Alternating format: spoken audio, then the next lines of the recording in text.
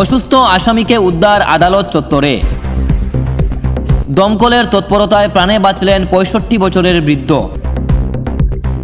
উত্তর ত্রিপুরার ধর্মনগর আদালত চত্বরে বুধবার সকাল প্রায় ১১টা নাগাদ এক আসামির শারীরিক অবস্থা হঠাৎ আশঙ্কাজনক হয়ে পড়লে চাঞ্চল্যের সৃষ্টি হয়। আদালতে উপস্থিত সাধারণ মানুষ বিষয়টি লক্ষ্য করে দ্রুত খবর দেন ধর্মনগর দমকল দপ্তরে। খবর পাওয়া মাত্রই দমকল দপ্তরের একটি উদ্ধারকারী দল দ্রুত ঘটনাস্থলে পৌঁছে প্রাথমিক পরিস্থিতি পর্যালোচনা করে অসুস্থ আসামিকে উদ্ধার করে ধর্মনগর জেলা হাসপাতালে নিয়ে যান।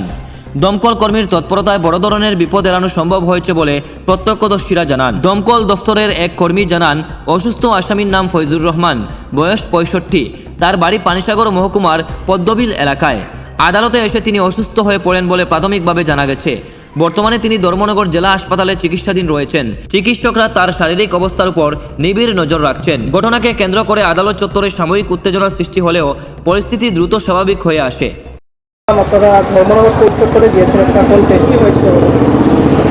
ঘটনাটা অ্যাকচুয়ালি হঠাৎ করে আমাদের ধর্মনগর ফায়ার সার্ভিস কন্ট্রোল রুমে একটা ফোন আছে ১১টা ১০ আওয়ার্সে কোর্ট থেকে ফোনটা আছে।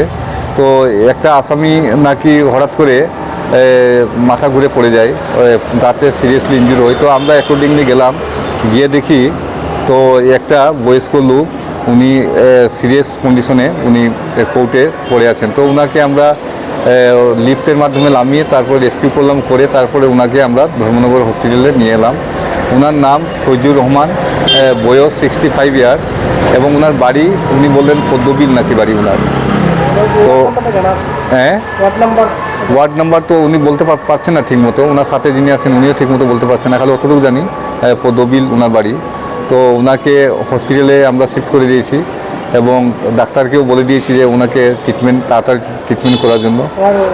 তো ওনার শারীরিক অবস্থা এমন একটা, মানে এটা তো সম্ভবত হয়তো শারীরিক কোনো একটা কন্ডিশন খুব খারাপ আছে ওনার। তো ওনার চিকিৎসা চলছে, ধর্মনগর হসপিটালে শিফট করা হয়েছে, ওনার চিকিৎসা চলছে।